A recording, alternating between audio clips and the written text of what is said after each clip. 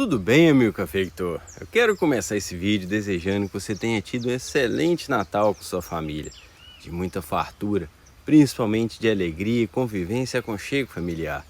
E eu desejo que vocês tenham lembrado do verdadeiro motivo, dedicado um tempinho para o grande aniversariante que é nosso Senhor Jesus Cristo.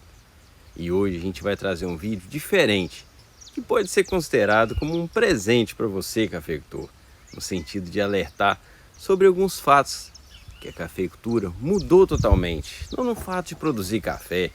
Isso o cafeicultor, mesmo com as mudanças de clima, já vem acompanhando aqui com a gente.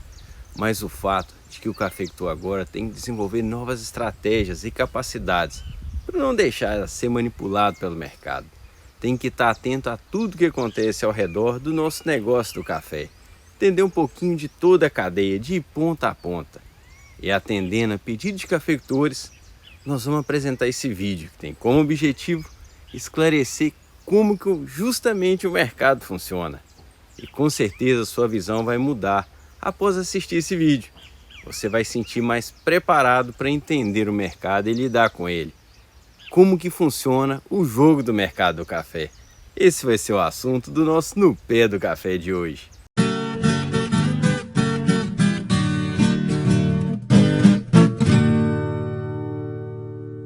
Pois é, cafeicultor, e para começar, é importante você entender o que está por dentro de um jogo. E não adianta a gente espernear. Para não participar desse jogo, a gente teria que produzir o café, beneficiar, torrar, comercializar diretamente com o consumidor final. Assim a gente eliminaria todos os personagens desse jogo. Mas para pequenas quantidades até que a gente consegue fazer isso.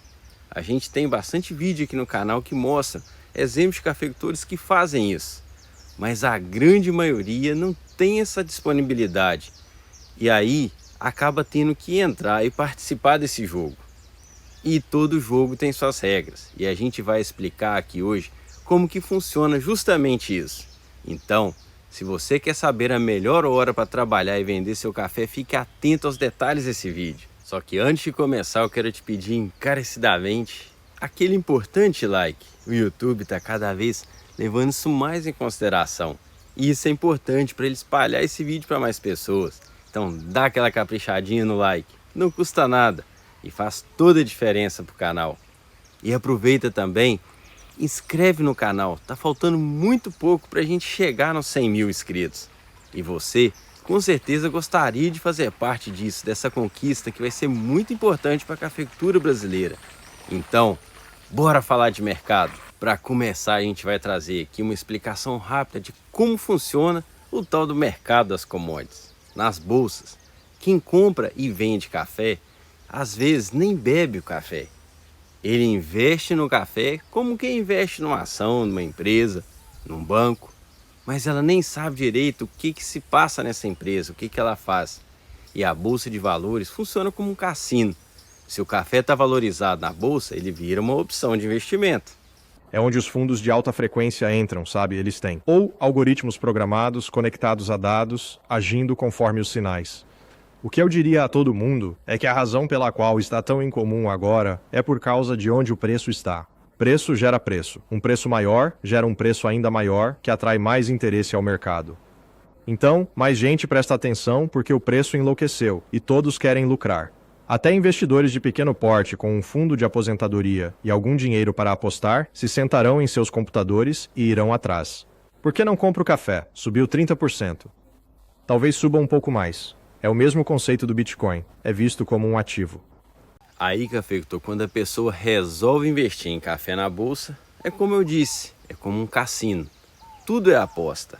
E o clima é um fator que faz com que os investidores tenham vontade de comprar mais ou de vender mais suas posições. Loucura, absoluta loucura. Felizmente, eu achava que ia chover. Outras pessoas não. Se outras pessoas acreditassem que ia chover, essa reação não teria sido tão severa. Mas quando todo mundo está acreditando numa história e o clima de repente te surpreende, você pode ter um choque de preço na direção oposta também. Então não é só uma construção de história a curto ou longo prazo. Você pode negociar uma seca 3 ou 4 vezes. A seca pode ser importante no início do ciclo. A seca é crucial, seja na colheita ou ao iniciar a próxima safra, enquanto se aguarda pelas chuvas. Tipo, isso, você pode negociar por isso 3 vezes, mas no meio do caminho podem surgir inúmeras razões diferentes para que as pessoas comprem e vendam baseando-se no clima observado ou apenas pelo medo. Muito disso é medo e ganância. Pois é, cafeitor, o pessoal trabalha com informações. E como eu disse, por conta de uma notícia, de uma seca que chega ao investidor, de uma geada, ele pode querer especular em cima da possibilidade de ter menos café. Se cai uma chuva, eles acreditam que possa ter mais café. Isso tudo é baseado em uma informação isolada, como se cultivar café dependesse só daquele fator. Sabe, dá pra ver claramente por que as pessoas se interessam por isso, porque no fim das contas, a verdade é que todo mundo está tentando progredir, todo mundo está tentando ganhar um trocado. Sabe, esta é uma indústria capitalista, em todos os lados. E acredito que, em última análise, o papel do mercado é descobrir e atribuir um preço ao que todos imaginam que irá se concretizar. Mas o clima é definitivamente um dos 3 ou 4 catalisadores que podem fazer as coisas se moverem muito rápido de forma expressiva, muito expressiva. E isso é uma grande parte do que temos observado nos últimos 3 anos. Mas essa volatilidade, se alguém surge, comenta algo e faz o preço despencar, isso tem repercussões reais para o cafeicultor no mundo. E é aqui que a questão se aprofunda. E essa desconexão está, de fato, criando muitos problemas na indústria, porque existe esse mercado especulativo acontecendo que tem consequências reais para as pessoas que estão na cadeia de suprimentos, mas que não tem nada a ver com essas pessoas. Você tem os irmãos das finanças entrando no jogo e muita gente na nossa indústria, sejam cafeicultores ou torrefadores de pequeno e médio porte, eles são completamente excluídos pelo preço da proteção ou da compra de opções no mercado C. Simplesmente não é viável para eles fazerem isso. Serei o primeiro a te dizer agora mesmo que essa situação que você está descrevendo sobre, a volatilidade impactando o produtor. O produtor também afeta o torrefador e qualquer outro que faça isso. Com certeza. Eu conheço várias pessoas que perderam os empregos este ano por causa de problemas relacionados à volatilidade do mercado, relacionados a choques de preço, mas o café já fez isso antes. Isso já aconteceu nos anos 90 e o café tem historicamente passado por períodos semelhantes. Há um velho ditado de um colega comerciante de café com quem trabalhei: o café simplesmente faz as pessoas sentirem dor em todos os lados da cadeia de suprimentos. É, de fato, uma commodity extremamente volátil. Então, a gente pode perceber que tem muitos interesses que vão muito além de comercializar café para ser consumido. Tem momentos que é interessante para alguém no mercado que o café caia, para que ele compre. Depois que ele comprou, é interessante que o café suba para que ele possa lucrar na venda. Então, ferramentas são utilizadas para pressionar o mercado. E uma delas é a previsão de safra. Se as previsões estão dizendo que tem muito café, é natural que o preço caia. Se as previsões vão dizer que o café vai ser pouco, não vai atender o mercado, o preço sobe. E quem faz essas previsões? Empresas independentes, órgãos públicos. A Conab, por exemplo, é um órgão público que não tem uma imagem muito boa junto ao produtor, mas por incrível que pareça é a que tem chegado mais próximo da realidade em suas previsões. Nós fizemos uma pesquisa aqui com previsões da Conab de janeiro e o resultado até o final da safra em dezembro, nos últimos 10 anos, ela ficou dentro de uma margem de erro até que aceitável e muitas das vezes até com previsão abaixo do que foi a safra. A Conab, ela faz levantamento em loco, né? A equipe técnica percorre as regiões produtoras, leva em conta o que foi feito no ano anterior, com base em dados reais concretos. O IBGE também, só que é um pouco diferente a metodologia que ele utiliza. Mas se você observar, os números são sempre muito próximos. Porque num levantamento estatístico, né, você tendo aí uma discrepância de, vamos dizer, de até 5%, é plenamente aceitável no meio científico. Agora, é natural que, tendo um produto tão volátil como o café, negociado em bolsas, né, São Paulo, Nova York e Londres, sendo influenciado pelo câmbio, né, pelo dólar, que os agentes atuem tentando especular para cima ou para baixo, segundo os interesses de cada grupo. Só fazendo uma comparação, a Conab do início do ano previu um número abaixo do que está dando no final do ano. mais ou menos 4 milhões a menos. O Brasil deve produzir perto de 52 milhões de sacas de café este ano. É a primeira estimativa da safra brasileira divulgada hoje pela Conab, a Companhia Nacional de Abastecimento. A Companhia Nacional de Abastecimento, a Conab, divulgou nesta terça-feira o primeiro levantamento de café safra 2025. Segundo a Conab, a produção total estimada para a safra de café brasileiro para este ano é de 52 milhões de sacas, queda de 4,4% na comparação com a safra anterior. Nós estamos vendo que é um ano de bienalidade negativa, consequentemente o arábica é a espécie que mais reduziu. Nós estamos falando aí de uma queda de quase 5 milhões de sacos de café a menos de arábica, e em contrapartida um crescimento nos canéforas de quase 2,5 milhões de sacos. A StoneX, ao contrário, na sua primeira previsão previa 65,8 milhões de sacas, bem mais do que os números finais. Se a gente pega o balanço anual da produção como um todo, seria uma produção praticamente inalterada, né? Uma queda de apenas 0,4% para 65,6 milhões de sacas. A Redpoint também não passou muito perto. Em uma previsão até mais tardia, errou por 8 milhões de sacas.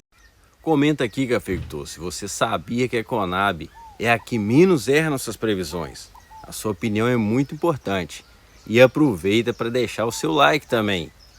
E a gente sabe dos impactos que essas previsões têm no mercado.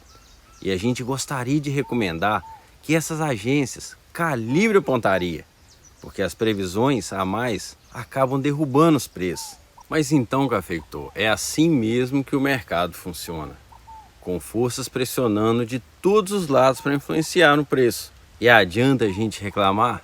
Não adianta, porque não vai mudar. Mas se a gente agir com inteligência, entender os movimentos, a gente pode fazer uma boa média de preço de venda do nosso café.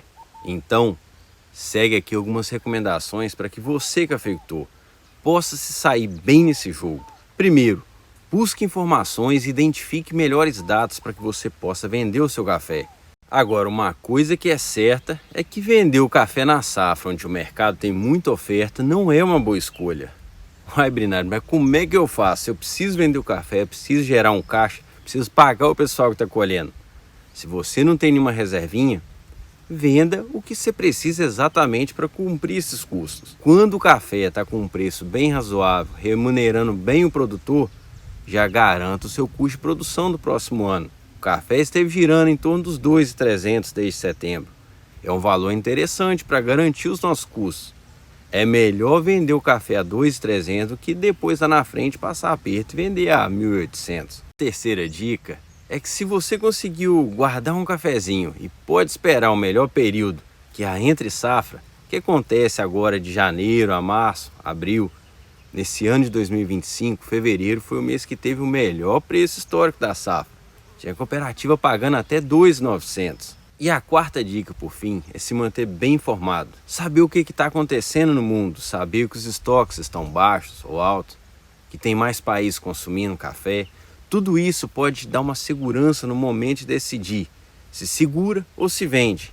Mas sempre lembrando que você está participando de um jogo e que vários fatores externos podem influenciar.